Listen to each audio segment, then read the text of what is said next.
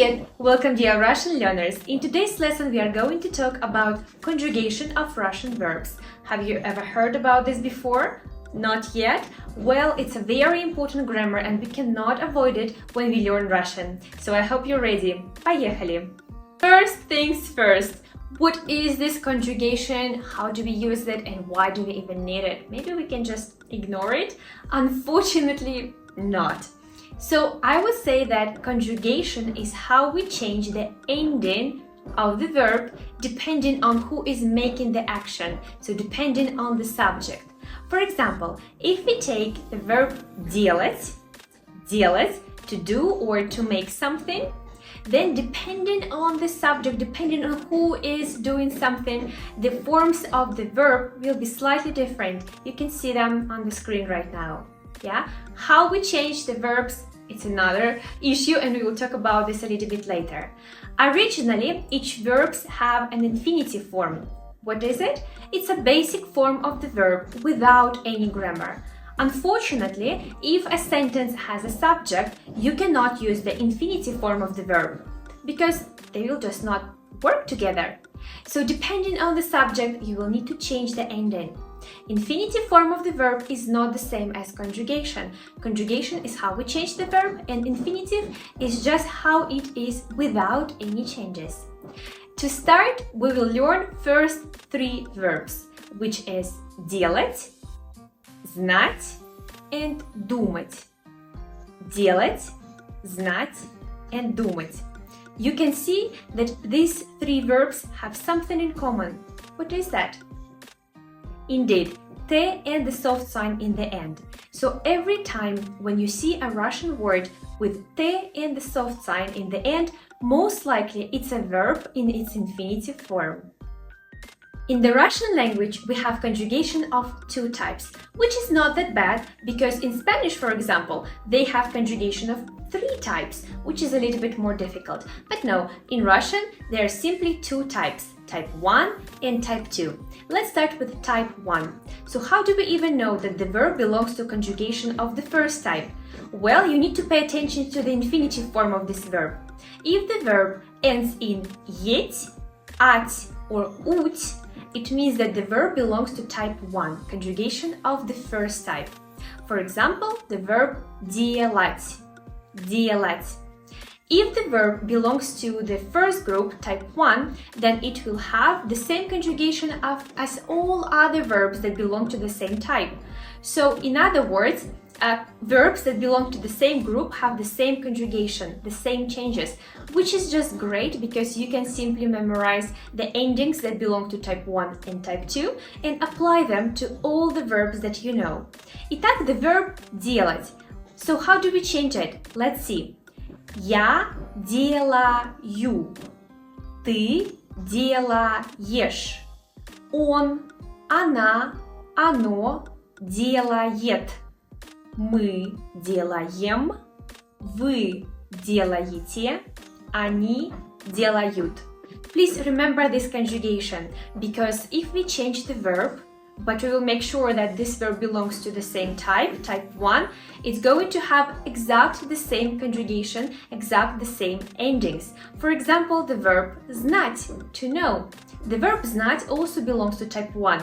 Let's compare делать and знать. Я делаю, я знаю. So, я form always has you ending. Ты делаешь, ты знаешь. Он, она, оно делает. Он, она, оно знает. See, endings are the same. Мы делаем, мы знаем. Вы делаете, вы знаете. Они делают, они знают. So, as you can see, they have completely the same endings. Now, let's see what happens with the verbs of the second type. First of all, how do we know that the verb belongs to the second type? Well, most of the time, it will end in it, in the infinitive form. For example, the verb говорить, курить, строить, учить. Let's focus on the verb говорить. Let's see its conjugation. Я говорю, ты говоришь, Он, она, оно говорит, мы говорим, вы говорите, они говорят. So as you can see, yes, the endings are different from the verbs of the first type, but they are not that much different. We just change one letter. The verbs of the first type have «е», «делает», «знает». Verbs of the second type have «и», «говорит», «учит». Okay? Let's compare type 1 and type 2.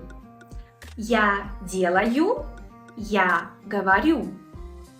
Ты делаешь, ты говоришь. Он, она, оно делает. Он, она, оно говорит. Мы делаем, мы говорим. Вы делаете, вы говорите. Они делают, они говорят. So here you can see that there are a lot of similarities between verbs of the first type and the second type, but in general they are very similar. Of course, there are some exceptions. Russian wouldn't be Russian if it didn't have any exceptions. For example, one of the verbs that I find it very interesting, is the verb хотеть, to want. Let's conjugate this verb, and I'm sure that you will notice something very curious about it. Я хочу, ты хочешь, он хочет, мы хотим, вы хотите, они хотят. What's going on here? That's the question that you probably want to ask now.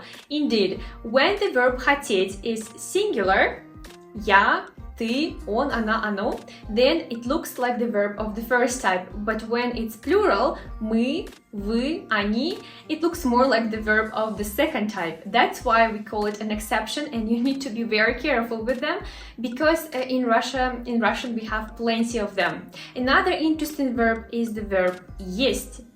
Я ем, ты ешь, он ест. Вы едите, мы едим, они едят. Interesting, right? Yeah, so please pay attention to this kind of verbs. Most of the verbs, they are simple and they follow all the rules of conjugation, but some of them are playing tricks with you. Did you like the lesson? I hope you did. If you want to practice conjugation more, you can send me a direct message and we will arrange your first individual lesson with me. Don't forget to subscribe for more Russian lessons. Also, I have Instagram and TikTok, so if you prefer a shorter format of videos, you can follow me there. See you next time!